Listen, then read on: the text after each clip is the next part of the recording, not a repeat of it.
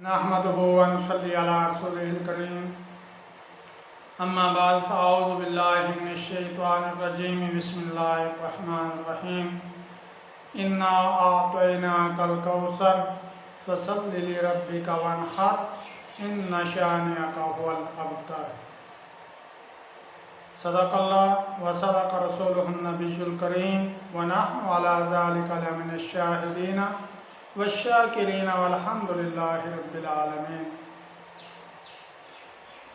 اس سورہ مبارکہ کے اندر نبی اکرم صلی اللہ علیہ وسلم کی شان مبارک کو بیان کیا گیا، اور اس سورت کو پڑھنے کے بہت سارے فضائل کتابوں میں لکھے ہوئے ہیں۔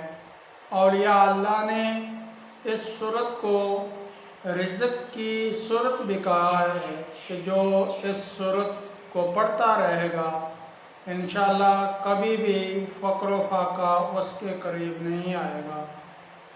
اور یہ بھی لکھا ہے کہ اس سورت کو ظہر کی نماز کے بعد 111 مرتبہ جو شخص پڑھتا ہے اس کے گھر کبھی بھی فاقہ نہیں آتا۔ اور بعض اولیاء اللہ نے لکھا ہے کہ مغرب کی نماز کے بعد سورہ واقعہ پڑھے، اذا وقعت الواقعہ لیس لوقعتها کاذبہ، سورت مکمل پڑھے اور اس کے بعد 111 مرتبہ سورۃ الکوثر پڑھے تو کبھی بھی اس کو فاقہ نہیں آئے گا، تنگ دستی نہیں آئے گی، اور عزت میں بے شمار برکتیں اللہ رب العزت ڈال دیں گے۔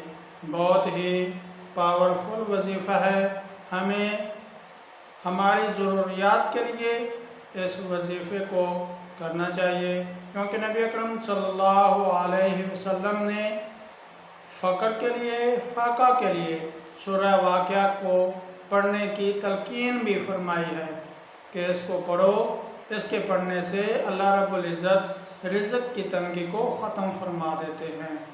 اللہ رب العزت ہم سب کو اس پہ عمل کرنے کی توفیق عطا فرمائے۔ وآخر دعوانا ان الحمد للہ رب العالمین۔